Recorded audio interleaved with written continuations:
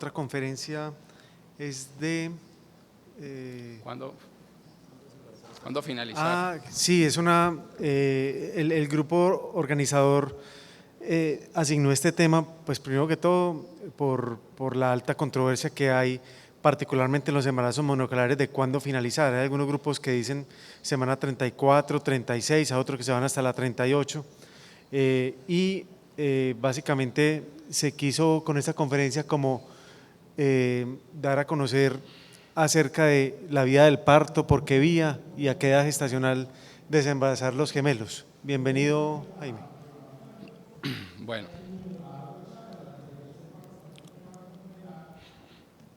Nuevamente, pues, tenemos una frecuencia de gemelos crecientes en los últimos años, con aumentos. La tasa de embarazo gemelar estaba más o menos en el 1 a 1.5% y hoy hay algunos reportes de tasas de embarazos múltiples de hasta el 4%, debido principalmente a técnicas de reproducción asistida, pero al mismo tiempo son los responsables de las complicaciones en el 10% de todos los embarazos. Afortunadamente, la presentación de monocoriales se ha mantenido constante porque no está afectada por las técnicas de reproducción asistida, que es donde está la mayor parte de las patologías. Entonces, ¿cuándo terminar un embarazo múltiple y por qué vía? Hay estudios que muestran que los embarazos múltiples en general dejan de crecer después de las 38 semanas, entonces hay gente que cuestiona que probablemente el término para el embarazo gemelar no es la semana 40, sino la semana 38. Además de esto, han identificado características de madurez neurológica más temprana en los embarazos múltiples y la morbilidad asociada a prematurez en las 36, 37 semanas en los embarazos múltiples es muy baja. Entonces, ¿cuándo terminar? En los embarazos bicoriales, definitivamente que no están afectados por el problema placentario que existe en los monocoriales, el comportamiento es más similar desde el punto de vista hemodinámico a los embarazos únicos. En cambio, los monocoriales, incluyendo los que no tienen patología y también, pues, por supuesto, los que tienen patología, sí se observan algunas diferencias. Entonces, el tema de la finalización definitivamente está condicionado por las complicaciones maternas, donde sería la complicación materna que se está presentando la que nos va a dictar el momento de finalización, y igual en las situaciones de riesgo fetal también sería la patología o el problema puntual el que nos va a dictar en qué momento vamos a terminar el embarazo, y por supuesto la edad gestacional, que tiene referencia con lo que estamos hablando ahora de una madurez un poco acelerada de los embarazos múltiples en comparación con los únicos, y el peso fetal estimado. Entonces aquí entra a jugar parte la diferenciación que se está haciendo hoy en día, que hay grupos que se dedican a más la patología materna, otros nos dedicamos más a la patología fetal. Entonces, dependiendo de la patología específica, empieza a intervenir el ginecostetra para saber en qué momento debe ser esa finalización, tomando en cuenta siempre tratar de evitar al máximo el riesgo de la prematuridad. Entonces, hay diferentes publicaciones que nos hablan de que cuando se presentan estas complicaciones, muy probablemente vamos a tener que hacer unas finalizaciones más tempranas del embarazo. Entonces, algunos grupos hablan, como hay una publicación reciente de la Universidad de Carolina del Sur, en una clínica de embarazo gemelar, que ellos recomiendan, dependiendo de las complicaciones fetales, la finalización entre la semana 35 y la 36 de gestación, y lo mismo dependiendo de las patologías maternas y pues por supuesto cuando hay riesgo para la madre o el feto en el momento en que sea necesario.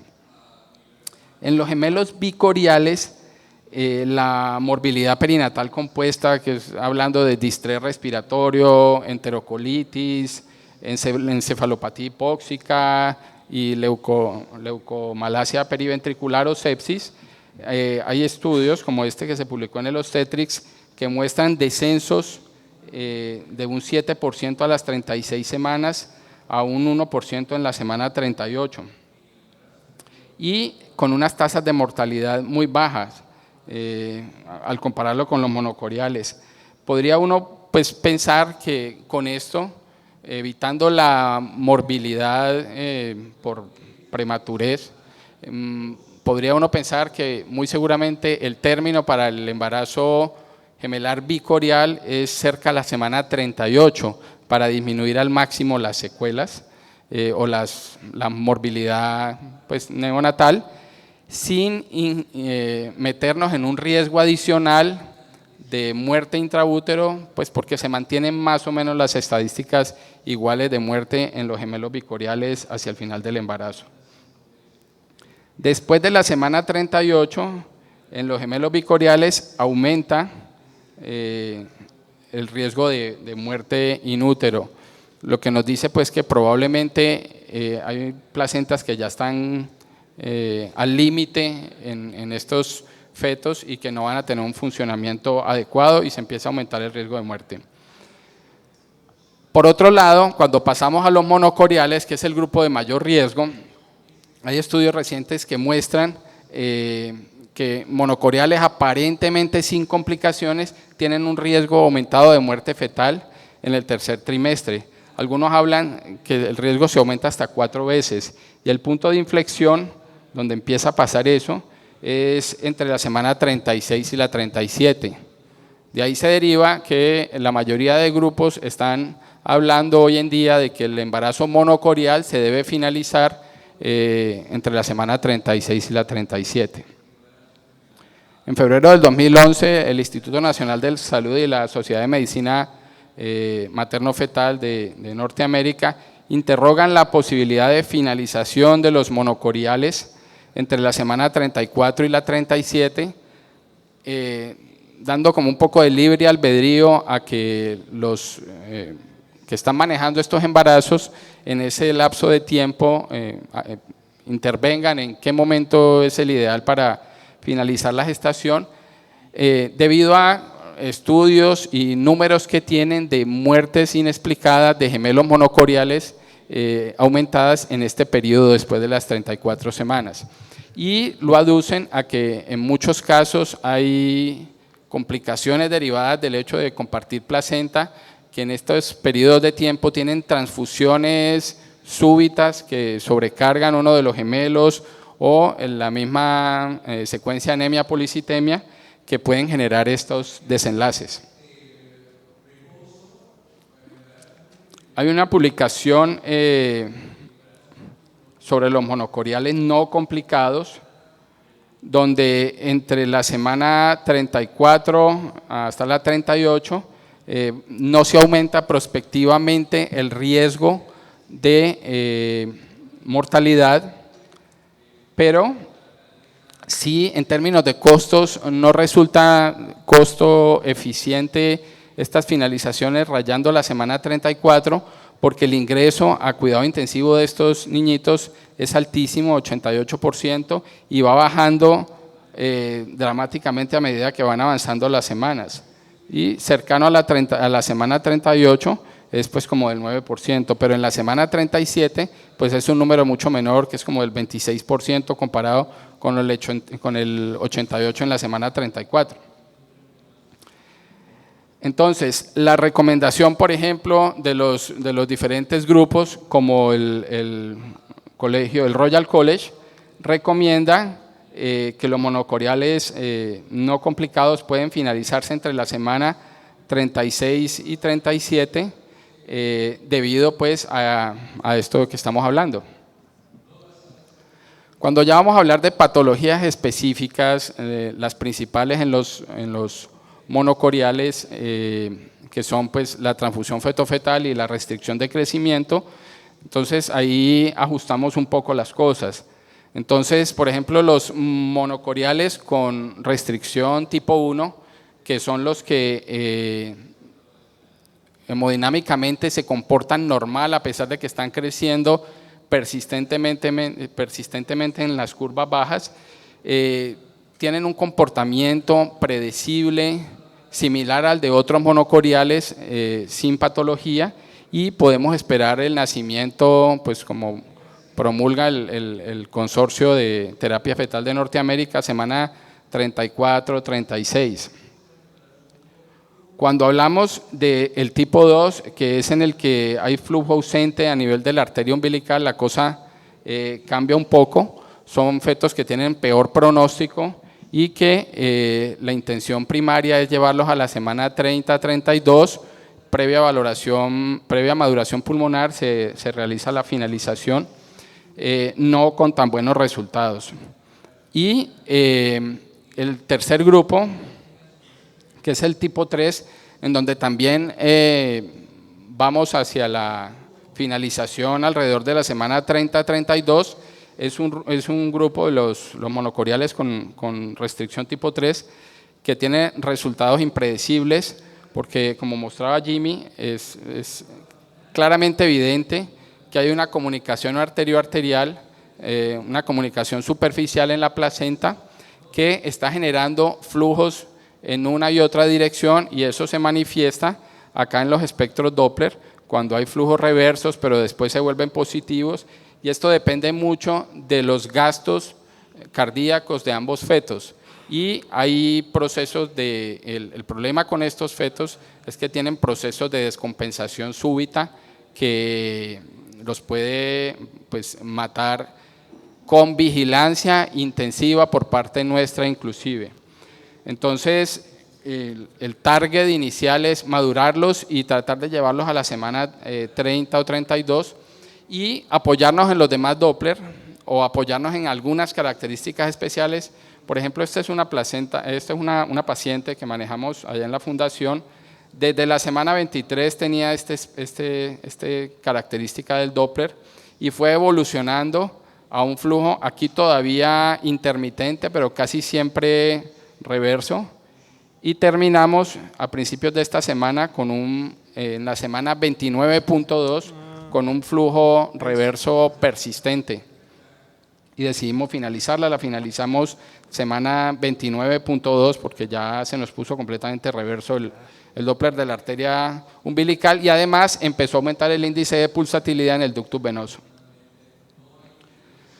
Cuando hablamos de los monoamnióticos, otra situación pues de riesgo en términos de finalización, hay estudios que muestran que hay con una vigilancia intensiva, que significa vigilancia intensiva, hospitalizarlos para hacerle monitoreo diario y estar encima de ellos después de la semana 28, estar ingresados, muestran una mortalidad perinatal del 11.4%, con casi toda la mortalidad perinatal asociada, un 10%, a nudos de cordón presentes en estos monoamnióticos. Entonces, y hay más estudios pues que muestran lo mismo. Se buscó entonces cuál es el punto de inflexión entre que la disminución de la morbilidad por prematurez y el aumento de las muertes asociados a los nudos de cordón, y se encontró que era la semana 32.4. Entonces, a pesar de que hay algunos estudios recientes que están publicando datos en los que muestran que los gemelos monoamnióticos eventualmente podrían llevarse sin mayor mortalidad a periodos más avanzados, como más allá de la semana 34, la gran mayoría de grupos en el mundo siguen consistentemente finalizando de rutina, previa maduración pulmonar, todos los monoamnióticos en la semana 32, por el riesgo pues, de muerte súbita. Y, por ejemplo, las guías del Royal College y del grupo de Barcelona, del Hospital Clínic, tienen esta medida. ¿Por qué vía finalizamos estos gemelos? Hay estadísticas de hace más o menos 20 años, donde el 51% de los gemelos nacían por vía vaginal, un 44% por cesárea, y había un 5% de madres privilegiadas que tenían la opción de tener un parto vaginal y además una cesárea de emergencia. Entonces tenían la prueba de ambas vías. ¿Qué nos condiciona a nosotros la vía de nacimiento? Pues no tanto la corionicidad, sino la situación de los fetos. Hay estadísticas más recientes que muestran que hoy en día a nivel mundial más o menos el 70% de los gemelos están naciendo por cesárea. Solamente el 30% están naciendo por parto vaginal. Sin embargo, hay estudios que muestran, pues en este grupo de 5% de parto y después cesárea, si no se logra manejar el segundo gemelo para que nazca por parto también, que aumenta la morbilidad y la mortalidad neonatal asociada principalmente a ese segundo gemelo que no venía encefálica y que tuvo que ser llevada a cesárea de urgencias. Entonces, ¿se justifica?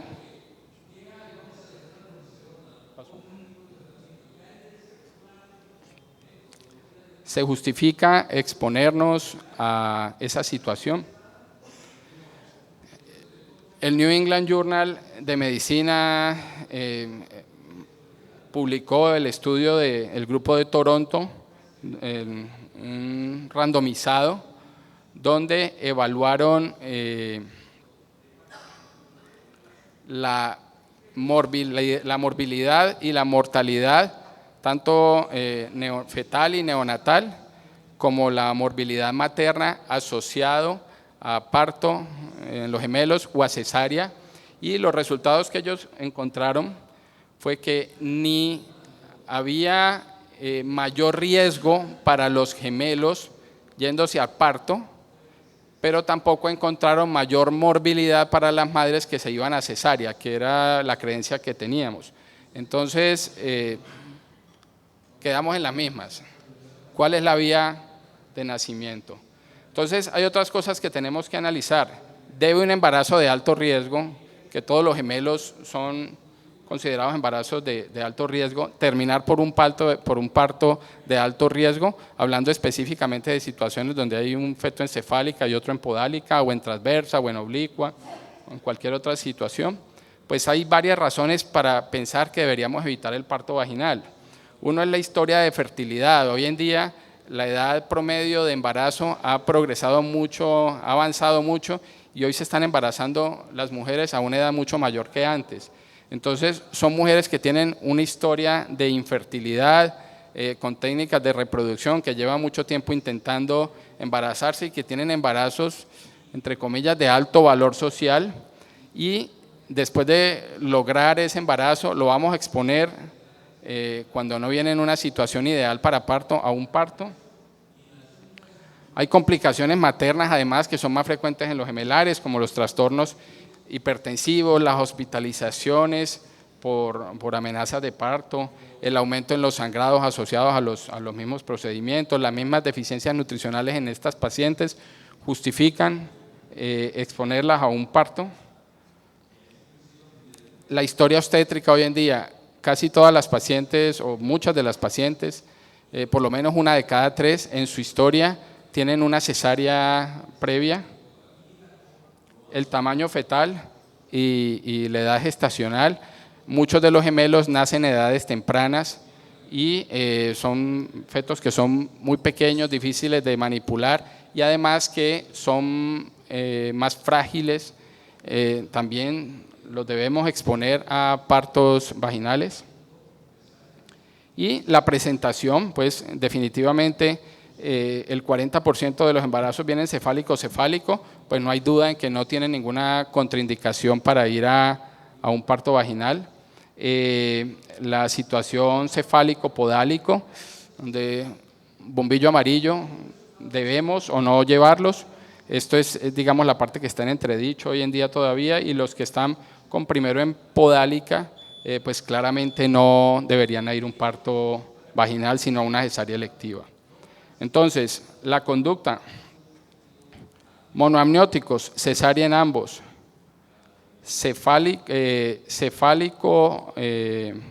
podálico, el primero, y cualquier acomodo del segundo, cefálico, podálico, deben ir a una cesárea.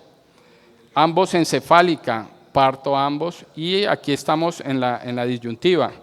Cuando el segundo gemelo viene en podálica, pero es más grande que el primero que está en cefálica, claramente debemos ir a cesárea también. Pero cuando no hay problema de discordancia en los tamaños, entonces debemos irnos a debemos irnos a cesárea, o debemos intentar un parto vaginal. Esta es la pregunta. Yo personalmente pienso, y en nuestro centro, los únicos gemelares que van a parto son los que están cefálica, porque todas las complicaciones que tuvimos asociadas a los partos de gemelos se presentaron en esta situación. Entonces nosotros tenemos por fuera protocolizado ya que solamente le damos parto a los gemelos cuando vienen cefálico. Como conclusión, los estudios disponibles hasta la fecha no muestran una ventaja a favor del parto o la cesárea para finalización del embarazo. Las recomendaciones actuales sugieren finalización del monocorial alrededor de la semana 36-37 y del bicorial 37-38. Y hay una cosa que tenemos que tener en cuenta: los gemelos a través del tiempo cada vez más vienen aumentando la tasa de cesárea. Esto nos va haciendo cada vez perder más confianza, como en una bola de nieve, para realizar maniobras de extracción de un segundo gemelo. Al tener menos confianza estamos perdiendo destreza cada vez más, y entonces eso nos está haciendo que cada vez hagamos más cesáreas. Entonces, la práctica de la obstetricia moderna ha disminuido las destrezas para la realización de maniobras en caso de requerirse versiones, sobre todo para un segundo gemelo que no venga en cefálica. Muchas gracias.